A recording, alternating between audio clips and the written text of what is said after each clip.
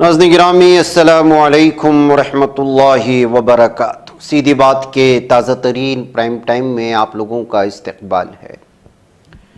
नाज़रीन गिरामी, मैं अंसार अज़ीज़ नदवी इस वक्त आप लोगों के सामने कुछ अहम तरीन ख़बरें, कुछ वायरल वीडियोस और कुछ तनक़ीदी तज़्ज़िये लेकर के हाज़िर हुआ हूँ। तफ़सीलात में जाने से पहले आप लोगों से जो दरख्वास्त होती है उस पर तवज्जो करने की अपील करूँगा। नाज़रीन गिरामी, मुसलमानों के साथ और मुस्लिम पढ़े लिखे तबके के साथ पूरे भारत में जो नफ़रत का माहौल बनाया गया है, वक्तन फ़वक्तन या फिर किसी न किसी रियासत में हर दिन इस तरह की असबियत की ख़बरें हमें सामने आती रहती हैं, जिसको मेन स्ट्रीम मीडिया पेश नहीं करता या करना नहीं चाहता, जो कुछ भी है। अभी दो तीन महीने पहले हमने एक वीडियो आपको दिखाई थी टोंक की, जहाँ पर एक मुस्लिम डॉक्टर जो है वो ड्यूटी के लिए जाती हैं, तो उसको वहाँ मौजूद एक सीनियर लेडी डॉक्टर जो है हिजाब पहनने की वजह से जॉब करने पर उसको रोक देती है।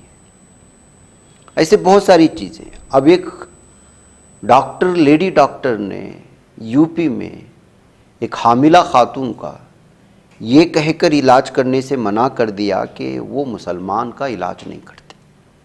आम आदमी पार्टी के एमपी संजय सिंह ने आज अपने ट्विटर हैंडलर में शमा परवीन नामी एक खातून की एक वीडियो शेयर की है, जिसको एनडीटीवी ने भी दिया है कि किस तरह से यूपी में जो नफ़रत फैलाई जा रही है, फैलाई जा चुकी है, उसका नतीजा एक एक करके आ रहा है। सबसे अफसोसनाक मामला ये है कि पढ़ा लिखा तबका इससे किस तरह मुतासिर हो रहा है।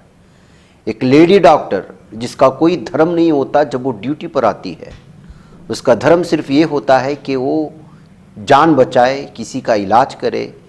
इलाज कौन उससे करवा रहा है उसका धर्म के बारे में नहीं पूछा जाता। ये पूरी दुनिया की मिसाल है, लेकिन भारत में अब ऐसा नहीं है। भारत में पढ़े लिखों की सोच बदल रही है। नफ़रत इस तरह उनके जहनों में घोल दी गई है जिसकी कोई इंतहा नहीं है। शमा परवीन जब वो परेशान होकर के रहती है, एक नर्स जो है उसकी इलाज के लिए आती है, करती है, उसको देखभाल करती है, तो वो नर्स से डॉक्टर ने कहती है कि इसको ऑपरेशन हॉल में नहीं भेजना, मैं इसकी जो है डिलीवरी नहीं कराऊंगी। हामिला खातून के साथ एक लेडी डॉक्टर के इस बयान को जो है पेश करने के बाद जो है दावा किया जा रहा है कि यूपी में इस वक्त नफ़रत का माहौल किस कदर अपने उरूज को पहुंच चुका है और कौन कौन लोग इससे मुतासिर हो रहे हैं। आप खुद सुन लीजिएगा शमा परवीन क्या कह रही है। महिला हॉस्पिटल में बोल रही थी ये मुस्लिम को मैं नहीं देखूंगी। कौन था? लेडीज डॉक्टर थी। कब की घटना है ये? रात को 9 बजे, 9:30 9:30 बजे। क्या नाम है आपका? शमा परवीन। आपके हस्बैंड का नाम? अरमान साहब। तो गांव कहाँ है? पीरीबाड़ी, थाना चंदौत। हाँ। ये आपने इसकी शिकायत किसी अधिकारी से की है? किसी से नहीं की। आपकी डिलीवरी हुई? अभी नहीं। क्या कह के आपको हटा दिया गया? बोल रही है मुस्लिम को मैं नहीं देखूंगी। मैं खाट पे जाके लेटी तो भी नहीं देखी, तो मुझे नर्स आके देखी। यहाँ तक बोली कि इसको ऑपरेशन थिएटर में भेजना, मैं इसकी डिलीवरी नहीं करवाऊंगी। ऑपरेशन थिएटर में मत भेजना, इनकी डिलीवरी नहीं हाँ, कराएंगे। मैं नहीं करवाऊंगी इसको ऑपरेशन थिएटर में भेजूंगी, मैं नहीं करवाऊंगी। एक मुस्लिम के नाते आपको हक नहीं ऐसे बोली। मैं यहाँ तक भी बोली कि हिंदू मुसलमान में भेदभाव कर रही है। उन्होंने बोला? तो मैं बोली उसको। आपने बोला? हाँ, एक इधर खाट पे मुस्लिम थी, न उसको छुई न मुझे। ठीक।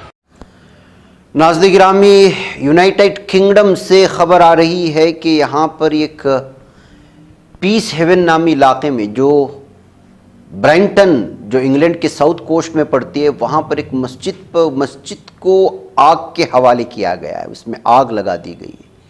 शनिचर के रात में मामला पेश आया, जबकि मस्जिद के अंदर 2 अफराद मौजूद थे। वहाँ के लोकल टाइम के मुताबिक शनिचर की रात में ये जो है शरपसंद अनासिर ने और इस्लामोफोबिया का शिकार लोगों ने मस्जिद में आग लगा दी। उस वक्त उसके अंदर 2 अफराद मौजूद थे। CNN ने इसकी सारी रिपोर्ट की है।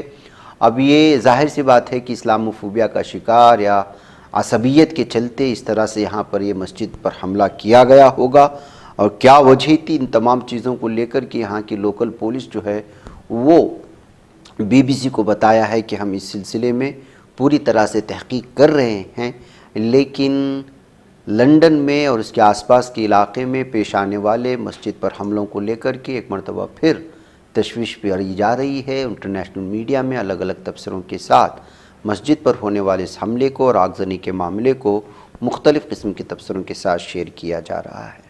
ادھر ناظرین گرامی، کیرلا کے وزیر اعلیٰ پنرائے وجین نے RSS کو صہیونیوں کا جڑواں بھائی قرار دے دیا ہے۔ وجین نے RSS اور اسرائیل کے صہیونیوں کے درمیان موازنہ کیا، انہوں نے دونوں کو جڑواں بھائی قرار دیا۔ یہ بیان وزیر اعظم مودی کے RSS کی 7 سالہ تقریب میں شرکت کے بعد آیا۔ وزیر اعظم نریندر مودی نے RSS کی 7 سالہ یادگاری ڈاک ٹکٹ اور سکہ جاری کیا۔ انہوں نے سنگھ کی قوم کے لیے خدمات کو سراہا۔ مودی نے RSS کو لازوال قومی شعور کا مظہر قرار دیا تھا۔ وجے نے اس اقدام کو ہمارے آئین کی سنگین توہین قرار دیا۔ انہوں نے کہا کہ ایک ایسی تنظیم کو قانونی حیثیت دیتا ہے جو آزادی کی جدوجہد سے دور رہی، یہ تقسیم کاری کی سیاست کو فروغ دیتی ہے۔ اس نے مزید کہا انہوں نے کہ یہ قومی اعزاز ہمارے حقیقی آزادی پسندوں، ان کے سیکولر متحد ہندوستان کی تصویر پر براہ راست حملہ ہے۔ کمیونسٹ پارٹی آف انڈیا کے جنرل سیکریٹری ڈی راجا نے بھی اس اقدام پر تنقید کی۔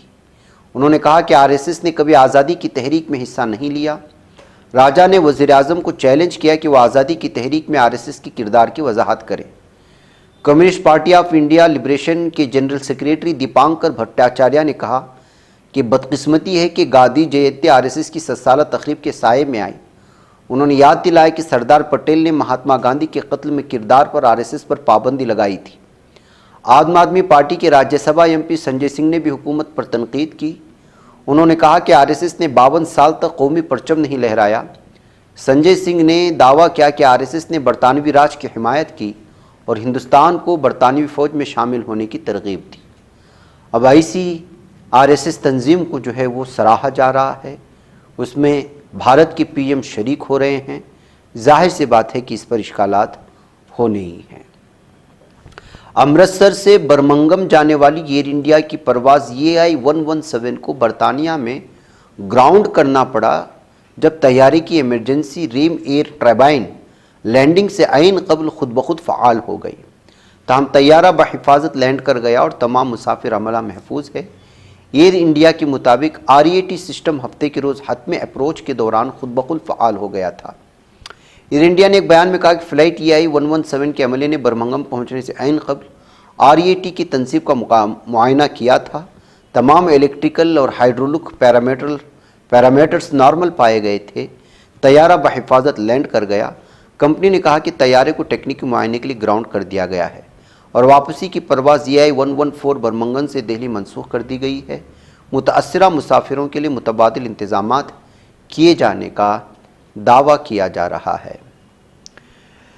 میڈیا رپورٹ کے مطابق ناظرین گرامی، برطانیہ کے مشہور بالفور خاندان سے تعلق رکھنے والے ہاؤس آف لارڈز کے رکن اور سابق وزیر خارجہ آرتھر بالفور کے پڑ بھتیجے رابرٹ بالفور نے خصوصی انٹرویو میں کہا ہے کہ برطانیہ کا اصل مقصد اسرائیل کی صورت میں ایک یہودی ریاست کی تخلیق کرنا نہیں تھا، نہ ہی کوئی ایسا وعدہ کیا گیا تھا، بلکہ یہودیوں کے ساتھ محض اظہار ہمدردی مقصود تھا۔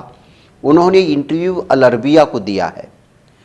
غازہ پٹی میں ہونے والے ظلم و ستم کے بعد اور یورپین ممالک کی اس وقت لگاتار ظالم صہیونی درندوں کی خلاف غصے کو لے کر کے الگ الگ طرح کے تبصرے آ رہے ہیں اور الگ الگ طرح کی تصویریں بھی ہم لوگوں کے سامنے ہیں۔ پورے یورپین ممالک میں اس وقت غصہ بھڑکا ہوا ہے، لاکھوں کروڑوں لوگ راستے پر ہیں۔ ایسے میں بالفور کی جانب سے اس طرح کا انٹرویو دینا اس وقت ایک بار پھر ظالم صہیونی درندوں کی جانب سے اسرائیل کے ناجائز قبضے کو اور پھر ناجائز ریاست کا ایک بار تذکرہ چل نکلا ہے۔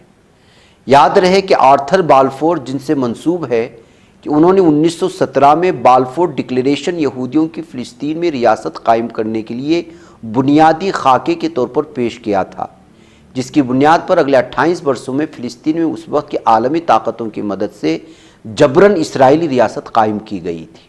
یہ وہی خاندان تھا بالفور کا۔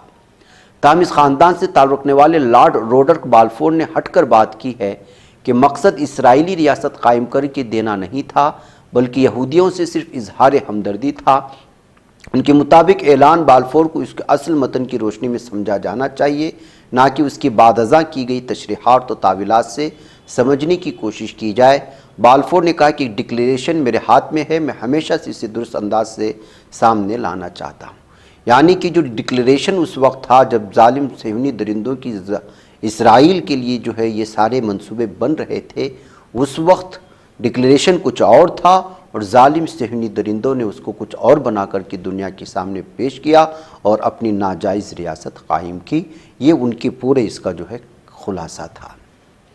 ناظرین گرامی، حزب اللہ کو حماس کا اس وقت کا موقف پسند نہیں آیا ہے۔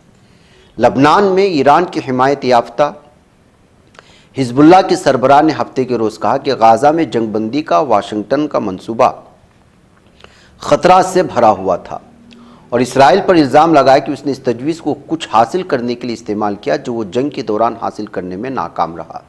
دی ٹائمز آف اسرائیل کے مطابق حزب اللہ کے رہنما نعیم قاسم نے پیشگوئی کی کہ اسرائیل اس منصوبے کو زمین پر قبضہ کرنے، فلسطینیوں کو ان کے حق خودداریت سے محروم کرنے کے بہانے کے طور پر استعمال کرے گا، لیکن کہا کہ اسے قبول کرنے یا نہ کرنے کا فیصلہ بالآخر حماس کا ہے۔ تو ناظرین گرامی، جیسا کہ میں نے کہا کہ غزہ پر اسرائیل کی جنگ کے خلاف لاکھوں افراد نے یورپ کے بڑے شہروں میں مارچ کیا ہے۔ برطانیہ، اٹلی، اسپین اور پرتگال کے شہری مراکز میں بڑے پیمانے پر ریلیاں دیکھی گئی ہیں، نکالی گئی ہیں۔ ان ریلیوں میں دسیوں ہزار شہریوں نے اپنے اپنے علاقے میں حصہ لیا ہے۔ ناظرین، مجھے اجازت دیں۔ السلام علیکم ورحمۃ اللہ وبرکاتہ۔